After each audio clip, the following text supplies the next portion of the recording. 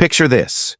I'm standing in my driveway chatting with my neighbor after work, when Karen, the self-proclaimed queen of our HOA, storms over, points at my wrist and screams, "That Rolex is a counterfeit, and I'll prove it!" Before I can even react, she grabs my wrist, yanks the watch clean off, and starts running toward her car like she's in some kind of suburban action movie. My heart's pounding, my jaw's hanging open, and I'm just frozen there, watching this 50-something-year-old woman sprint across the cul-de-sac, clutching my $12,000 Rolex like it's evidence in a crime drama. I chase her, yelling for her to stop. She slips, nearly eats pavement, and the watch goes flying. By the time the cops show up, half the neighborhood's outside with their phones out. Karen's standing there, hair a mess, clutching her pearls, shouting about HOA property standards and counterfeit luxury items, lowering community value. And that's when I knew this wasn't just another Karen moment.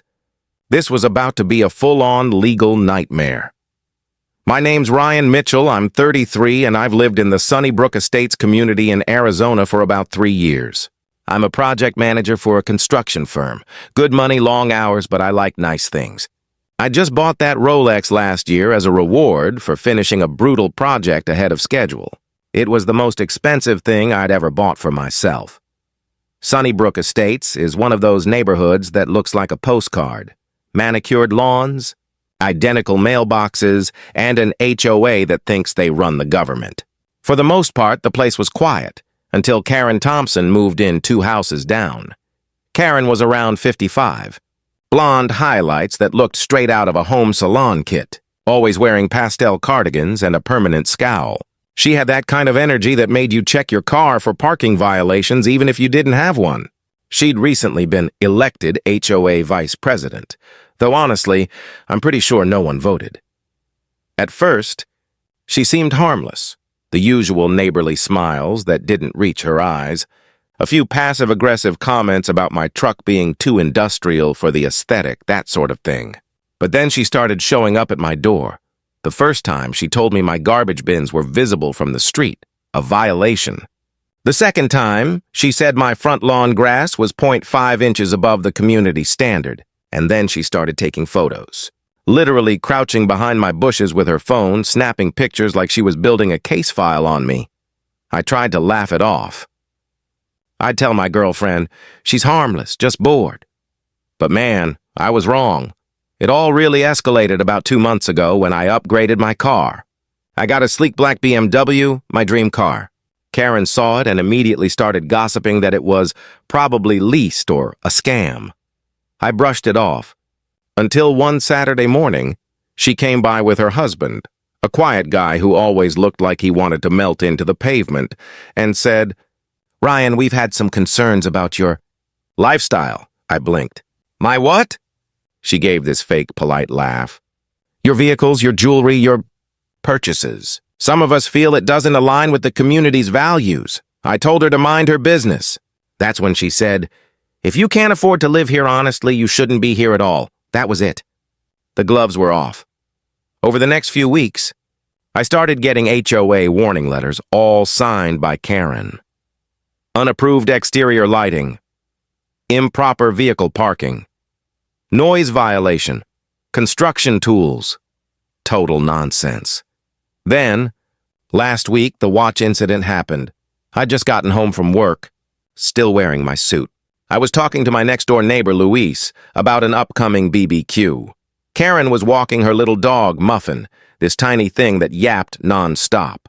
She stops dead in front of me, stares at my wrist, and says loudly, "Oh, that's cute. A Rolex, huh?" I just smiled. "Yeah, finally treated myself," she squints. "You, with your job?" "Sure, that's not real," I laughed, thinking she was joking. "It's real, Karen," and then she stepped closer, pointing at it. "We don't allow counterfeit items displayed in this community. It lowers property value." I thought she was kidding, until she grabbed my arm. "Karen, what the hell are you doing?" I yelled. She was surprisingly strong. She twisted my wrist, unlatched the watch, and before I could stop her, she ran off. Luis was shouting, "Is she stealing your watch?" And I just took off after her. She made it about 20 feet before tripping on Muffin's leash. The Rolex flew into the grass, bounced, and landed by the curb. I snatched it up just as the cops arrived. Luis had already called 911. Karen was hysterical, telling the officers, "He's lying! That watch is fake!" I was confiscating counterfeit merchandise for the HOA. The officer looked at her like she'd lost it. "Ma'am, that's not how any of this works." I showed them my purchase receipt from my phone. Rolex store, $12,800, Scottsdale. The cop raised an eyebrow and said, "Looks pretty real to me." Karen started shaking, saying I must have faked it. Then in front of everyone, she accused me of money laundering. The officer sighed and said, "Ma'am, I'm placing you under arrest for theft. I've never seen a person's face go from red to ghost white that fast." She started crying, yelling that I'd ruined her life. They cuffed her right there on the sidewalk while Muffin barked like crazy. The whole neighborhood was watching. People filming. One guy even clapped. Later that night, a police officer dropped by to get my full statement. They told me Karen was charged with theft under $25,000 and assault. She spent the night in county jail and was released on bond the next morning. You'd think that'd be the end of it. But no. Karen doubled down. 2 days later, she posted on the neighborhood Facebook page saying I'd framed her, that my Rolex story was a setup to humiliate her, and that she would expose the corruption in the HOA. The comments section lit up. Half the people were laughing, the other half were just tired of her nonsense. Then the HOA president, Mr. Collins, made an official post. He said the board had voted to remove Karen from her position as vice president pending legal proceedings, and that the HOA would not be covering her legal fees. That was the first time I saw her quiet. Apparently, the whole thing had been caught on 3 different Ring cameras from nearby houses. The police gathered all the footage, plus my neighbor Luis's phone video, which clearly showed her taking the watch. When her court date came 2 weeks later, I showed up. Karen looked exhausted, like the weight of her own drama had finally caught up with her. The judge didn't go easy on her either. She got 12 months of probation, a $5,000 fine, and mandatory community service.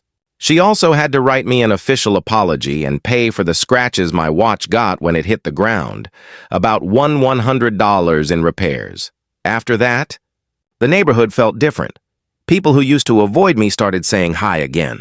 A few even apologized for believing Karen's gossip. The HOA introduced a new rule: no member could serve on the board while facing criminal charges. Pretty specific rule, huh? Karen's house went up for sale a few weeks later. Rumor is her husband finally had enough. They moved out quietly. No goodbye, no farewell barbecue, nothing. Just gone. Now every time I look at that Rolex, there's a little scratch on the side. Most people would hate that, but honestly, I love it. It's a reminder of standing my ground, of not letting someone walk all over me just because they think they have power. Sunnybrook's peaceful again. The new HOA board's actually reasonable. We've got potlucks, neighborhood movie nights, and for once, nobody's measuring anyone's grass. But you know what's wild? Every now and then, someone will spot a silver sedan slowly driving through the neighborhood. They say it's Karen. She doesn't stop. Just drives through, staring at her old house, and keeps going. I don't know if she's still obsessed or just nostalgic, but I'll tell you this. I keep my garage door shut now, and my security camera's rolling 24/7, so yeah. That's the story of how my HOA Karen tried to confiscate my Rolex and ended up with a criminal record. What do you guys think? Was I too harsh for pressing charges, or did she have it coming? Have you ever dealt with an HOA bully like that? Someone who just can't stand to see you happy? Drop your thoughts in the comments and tell me where you're watching from. I read every one of your stories, and honestly, they make my day. And remember, don't let anyone, especially an HOA Karen, tell you what you're allowed to earn, wear, or celebrate. You worked for it. You deserve it.